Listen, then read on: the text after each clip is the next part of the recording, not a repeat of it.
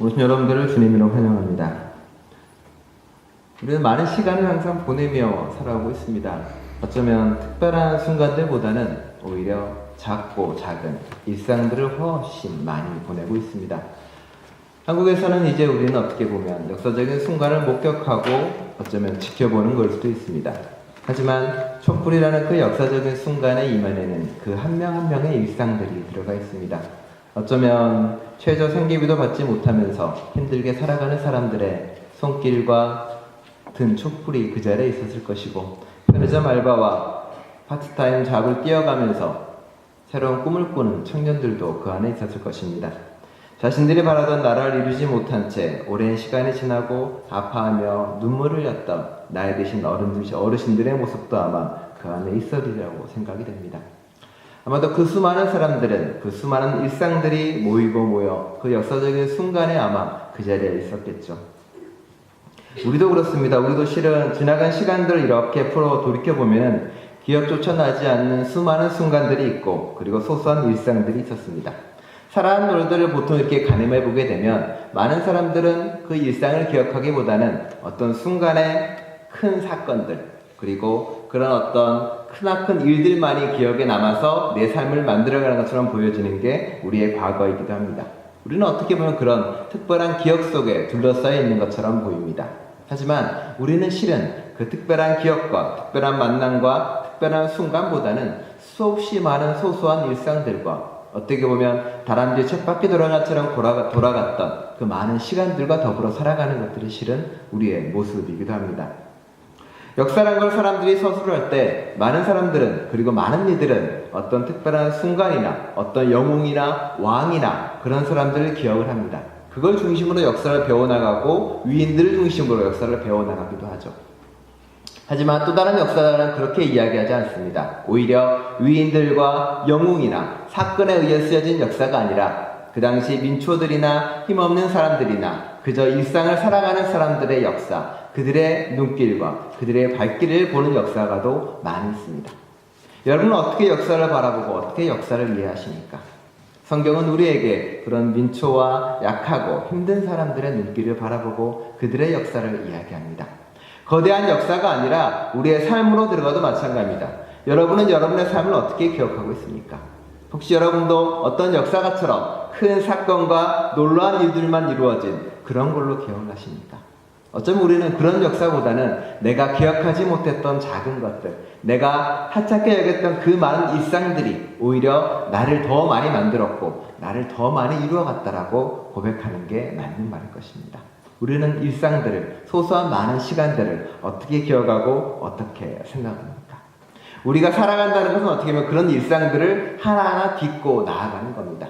바꿔 말하면 그런 일상에 깨어나지 않고는, 그런 일상이 내게 다가오지 않고는, 그 일상의 순간이 정말로 아름답게 내 가슴에 오지 않고서는 우리의 삶은 그렇게 빛나지 못합니다. 어떻게 보면 우리는 그렇게 되면 삶을 싫어하게 되고 밀어내게 되고 삶을 나와 동떨어진 걸로 바라볼 수가 있습니다. 예수님의 말씀은, 그리고 성서의 가르침은 우리에게 그 일상을 깨우라고 말하는 겁니다. 일상의 매 순간순간이 깨어있고, 일상의 매 순간순간이 의미 있고, 일상의 매 순간순간의 소소한 것들이 얼마나 아름다운지 알아가라고 우리에게 말하고 있는 겁니다. 예수님은 공생애 동안 많은 기적을 베풉니다. 갈릴리에서 이런저런 기적을 베풀기도 하고, 올라가는 길 이방지역을 돌아다니면서 수많은 사람들을 눈뜨게도 하고 일으키기도 합니다. 그 기적의 많은 이야기는 예수님의 말씀의 뜻을 그대로 보여주는 사건이기도 합니다. 성서마다 다르게 이야기하고 있지만 예수님은 그 발걸음을 예루살렘으로 향하고 있습니다. 여러 번 갔다는 이야기도 있고 한 번 갔다는 이야기도 하지만요. 예루살렘은 어떤 땅이었습니까? 예루살렘은 모든 것의 중심이었고, 그곳에만 무엇이 이루어진다면, 그곳만 뒤집어진다면, 그곳만 점령할 수 있다면, 그곳만 점거할 수 있다면 꿈이 이루어지는 곳이었고, 그곳에다 변화가 시작될 수 있는 곳이었고, 엄청난 역사가 이루어지는 곳이었습니다. 그런데 예수님이 발걸음을 한 그곳에서, 예루살렘에 들어간 그 순간에서부터 예수님은 전혀 기적을 베풀지 않습니다. 어떠한 기적도 예루살렘 안에서 이루어지지 않습니다. 무화과 나무에게 저주한 사건이라고 알려진 그것조차도 실은 말씀드렸지만 저주가 아니라 무화과 나무에 대한 이야기였습니다. 말라 죽을 거다라는 것은 마치 의사가 어떤 환자에게 당신에게 병이 있습니다, 당신은 시한부 생명이라고 말한 것처럼 기적이나 이런 베푼 것이 아니라 말라 죽은 무화과 나무, 죽어가는 그 나무를 통한 사형 선고를 따름이었죠. 성전에 대한 그 사형 선고와 마찬가지예요. 예수님은 왜 예루살렘에 들어가서 아무런 기적도 하지 않은 걸까요? 그 수없이 많은 기적이 왜 예루살렘에서는 벌어지지 않은 걸까요? 예루살렘에서 예수님은 기적의 능력을 잃어버린 걸까요? 아니면 예루살렘에 들어가서 갈릴리에서 자신의 고향에서 아무런 기적을 발휘하지 못한 것처럼 믿는 사람이 없어서 기적을 발휘하지 못한 걸까요? 아마 예수를 따랐던 수많은 사람들, 예수를 위해 반겼던 수많은 깃발들은 실은 예수님에게 수없이 많은 기적을 요구했고 바랬을 것입니다. 그러면 예수님은 거기서 한 번도 기적을 보여주지 않습니다. 오히려 거기서 보여준 것은 그저 말씀이었고, 그저 일상이었고, 그저 성서를 무너뜨리는 놀라운 이야기였습니다. 예수님은 성전을 무너뜨리고 성서를 무너뜨리면서 일상과 성전의 경계를 허물어버립니다. 교회만 거룩한 곳이고 성전만 거룩한 곳이고 거기가 거룩한 곳이니 이곳에서 거룩해져라고 말하는 그 율법을 허물어뜨리고 아예 일상으로 가자라고 말합니다. 베드로의 장모를 고쳤던 그 기적의 공간처럼 일상의 공간을 성전으로 만들어 가자, 일상을 성소로 만들어 가자라고 이야기합니다. 예수는 자신의 죽음을 통해 성전의 휘장이 찢어지는 모습을 다른 이에게 보여줍니다. 아마도 그것은 교회와 일상을 구분하지 말고 일상에서 하나님의 뜻대로 살아라, 일상에서 하나님의 말씀으로 살아라고 분명히 말하는 이야기입니다. 일상을 성소로, 일상의 작은 경험들을 놀라움으로 받아들이는 것, 그게 주님이 우리를 통해 하는 이야기고 주님이 예루살렘의 발걸음을 통해 우리에게 말해주는 이야기입니다. 어제 그 주일학교 아이들에게, 어제 교회학교 아이들에게 했던 설교입니다. 제목이 예수 밥상이에요. 어제 이제 아이들과 1박 2일 캠프를 마치고 희서일이 물어봤어요. 어제 아빠가 설교하지 않았냐? 맞대. 그래서 무엇을 기억하느냐? 내가 무슨 설교를 한 것 같아? 아빠가 물어보니까 아이들의 말이 그렇습니다. 먹는 거. 이것들이 먹는 것만 기억했답니다. 억울했어요. 예수 밥상이라는 설교를 하면서 이런 얘기를 했어요. 예수님은 실은 돌아다니면서 많은 사람들과 밥을 먹고 이야기를 나눴어. 그 사람들과 일상의 이야기, 소소한 이야기를 했어라고요. 타임머신이 있다면 여러분은 어디로 가겠습니까? 저는 그 얘기를 했어요. 타임머신이 있다면 예수님이 있는 시간에 다 가고 싶다. 거기 가서 예수의 기적의 순간, 삭개오를 만나는 그 순간, 혹은 나사로가 일어나는 그 순간, 혹은 오병이어가 일어나는 그 순간에 가고 싶지는 않고, 내가 가고 싶은 것은 실은 예수님과 밥 먹는 그 공간에 가고 싶다라고 이야기했습니다. 예수님은 수많은 사람들과 밥을 먹고 어울렸습니다. 그리고 어떤 이야기를 나눴을까 궁금해요. 저는 그 공간에 앉아서 저는 예수와 함께 이야기를 나누고 싶습니다.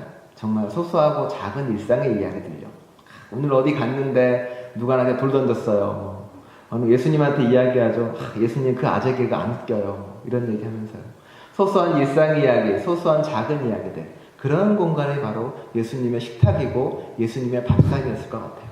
거기서 이런 얘기 저런 얘기 나눠가며 특별히 진지하지도 않은 이야기겠지만 그저 우스개 농담소리 던져가면서 지내는 그 일상들, 아마 그 일상의 작은 순간순간들이 예수의 공동체를 만들었고 그 일상의 작은 소소한 만남들이 예수의 공동체를 이루어갔던 힘이 아닐까 생각을 하게 됩니다.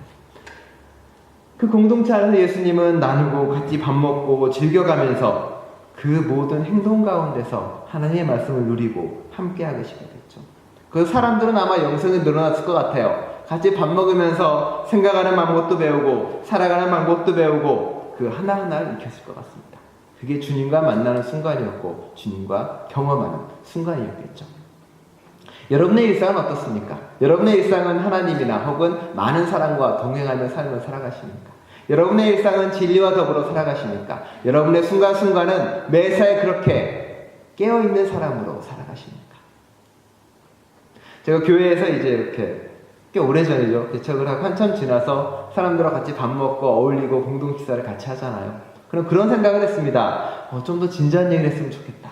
뭔가 이렇게 그래도 목사인데 뭔가 삶의 힘겨움과 어려움과 삶의 놀라운 가치관을 지닌 이야기를 나눠가면서 좀 더 깊은 만남을 나눴으면 좋겠다라는 생각이 들었어요.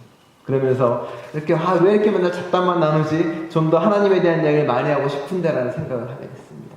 그런데 어느 순간 시간이 지나면서 제 생각이 바뀌어요. 기도하고 성경 보고 이러면서요. 작은 일상을 나누는 것들, 소소한 이야기를 나누는 것들, 누군가의 아재 개그에 좀 웃어주기도 하고 웃기지도 않은 농담에 핀잔도 주고 쓸데없는 말처럼 보이지만 그 작은 잡담들 하나하나가 정말 반짝이는 불씨이구나, 정말 반짝이는 촛불이라는 걸 알게 됩니다.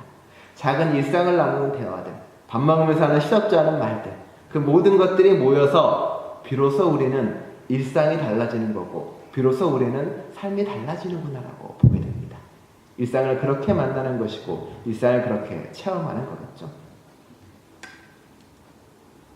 조이스럽 신부님의 글 중에 하나인데 우리 레오 이사님께서 아름다운 목소리로 낭송해 주시겠습니다. 나 여기 있네. 에스겔 골짜기에 숱한 점이 중 하나, 또 한 무더기에 오래된 마른 뼈들. 때로 월요일이면 꼭 이런 기분이네. 그리고 화요일도 말할 것도 없이 수, 목, 금요일도. 잃어버린 꿈들, 잊혀진 즐거움들, 내 불안한 활동과 방포를 먹고 사는 탐욕스러운 세상에 걸려버린 영혼처럼. 그러나 바로 그때 오래된 뼈와 점이가 가장 메마르고 버려진 듯 싶은 그때 강한 생명의 호흡 하나 내 죽음을 깨우네.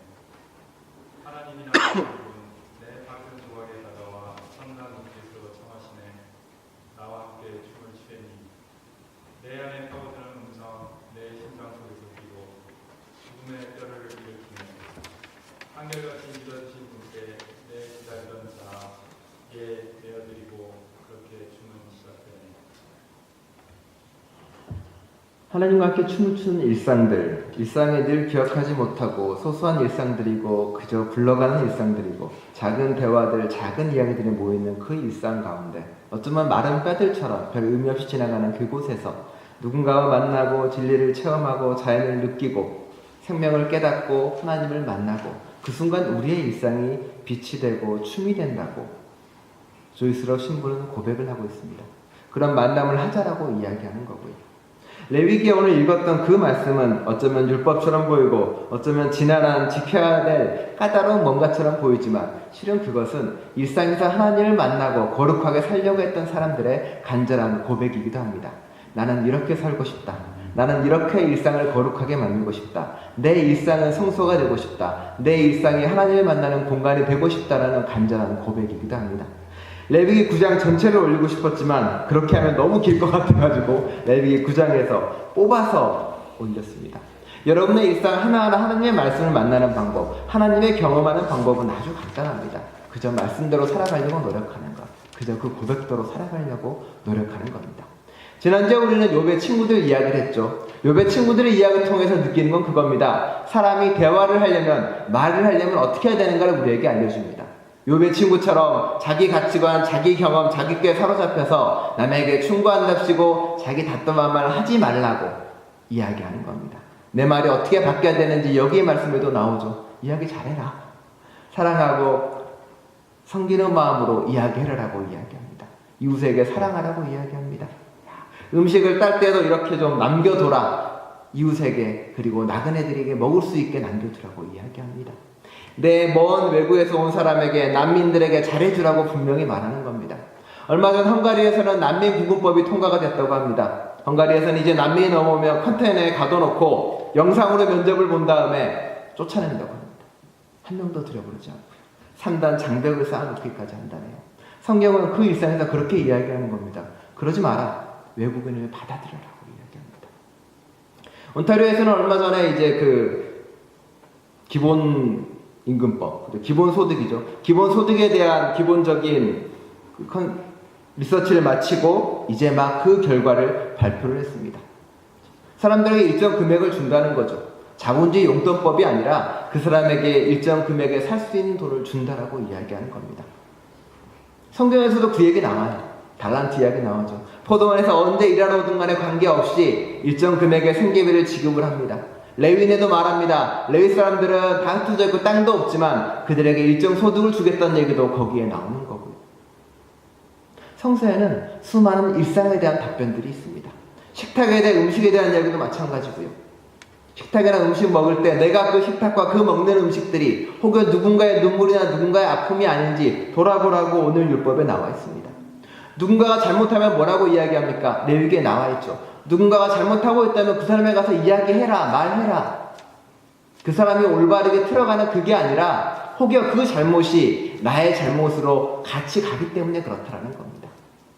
사회가 잘못되고 있고 사회가 어그러져 가고 있다면 거기에 대해 이야기해야 되는 겁니다. 거기에 이야기하지 않으면 나도 그 잘못되는 사람 중에 하나인 거고 너에게도 책임이 있다라고 말하는 겁니다. 교회가 잘못되고 교회가 틀어지고 있다면 이야기하라는 겁니다. 거기에 부속품처럼 살면 너도 악인이다라고요. 한나 아렌트는 아이만에서 그렇게 이야기합니다. 악이 악인 이유는 고민하지 않기 때문에 그렇다. 고민하지 않기 때문에 너는 선으로 가지 못하고 끊임없이 악으로 갈 수밖에 없다고요. 우리가 일상에서 하나님을 살아간다는 것은, 일상에서 찬란하게 하나님과 춤을 춘다는 것은 그걸 하나하나 고민하며 생각하며 살아간다는 겁니다. 일상에 깨어있으라는 하나님의 말씀은 내가 매 순간마다 하나님과 춤을 추고 있는지, 내가 매 순간마다 하나님의 성소를 만들어가고 있는지 여러분에게 묻는 겁니다. 내가 내 옆에 있는 누군가에게 천사로 아름다운 목소리로 대하고 있는지요. 그렇게 일상에 깨어난다면, 그렇게 소소한 것 하나하나가 내 눈앞에서 찬란한 빛으로 만날 수 있다면 여러분의 삶은, 여러분의 일상은 그저 그렇게 굴러가는 마른 뼈와 같은 삶이 아니라 찬란하게 빛나는 생명의 춤이 될 수 있을 것입니다. 여러분이 그런 일상을 사시고 그런 일상을 경험하는 여러분 되시기를 간절히 축원합니다. 기도하겠습니다.